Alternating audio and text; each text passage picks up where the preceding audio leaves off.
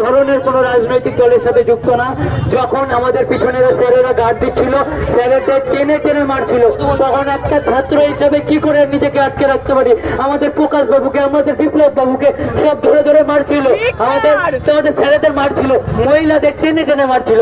তখন আমি ধরে বললাম, আমি তো প্রাক্তনী, আমাকে কেন মারছো, আমি কেন মারছো? বলে তুই ওদের সাথে আছিস, তোকেও মারবো। যখন এইটা বললাম তখন আমাকে টেনে এসে মারলো। আমি কিচ্ছু জানি না, আমি একটা প্রাক্তনী সাধারণ ছাত্র, সাধারণ স্টুডেন্ট, আমাকে ধরে মারলো। যেই তো স্যারদের এরকম করেছে বলে আমি বলেছি, তাই আমাকে মারছে। এরা সাধারণ স্টুডেন্ট এবং স্যার সবাইকে ধরে মেরেছে। আরেকটা ছাত্রী মধুবন এখানে আছে, মধুবনের মুখে শুনুন। আমরা প্রথম থেকে একটা শান্তিপূর্ণ মিছিল করছিলাম। আমরা ওদেরকে কোনো রকম কোনো রাজনৈতিক সময় দিইনি। কাউন্সিলরের বউ, পৌর প্রধান আমাদের 85 এর উপর মারধর করেছে, আমার চুলের মুঠি ধরেছে, আমাকে এখানে ঘুষি মেরেছে। ওরা আবার এখানে আসছে, ওরা 4 তারিখে পাহাড়া করে কর্মসূচিটা করতে দেয়নি, সেখানে নানাভাবে আমাদের লস করেছে। আমরা সেখান থেকে বেরিয়ে গেছিলাম। আজকে ওরা রামকৃষ্ণ করে আমাদের সব স্টুডেন্টগুলোকে বাজেভাবে একদম জঘন্যভাবে মারধর করেছে। ওখানে পৌর প্রধান উপস্থিত ছিল, ওখানে পৌর প্রধানের ছেলে উপস্থিত ছিল, তাদের উপস্থিতি এবং কাউন্সিলর, মহিলা কাউন্সিলর কাজল দে, সে ওখানে উপস্থিত ছিল। আমরা হাত জোর করেছি যে কাকিমা, বাচ্চা বাচ্চা ছেলেমেয়েগুলো আছে, ছেড়ে দাও। ওরা শোনেনি, ওরা ওখানে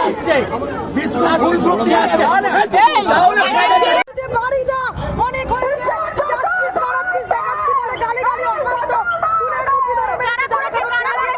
তৃণমূলের পুরো তৃণমূলের লোক, পুরো তৃণমূলের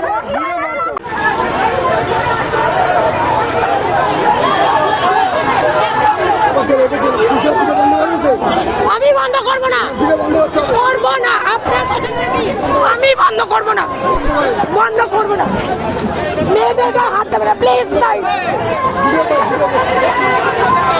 কেন? আমি একটা মানুষ, আমি ভিডিও করতেই পারি, আমি করবো।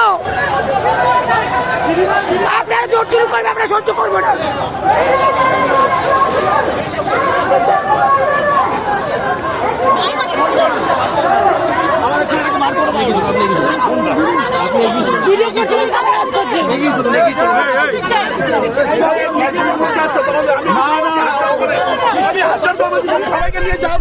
আমি উঠিও না, ছেলেগুলো মার খাচ্ছে।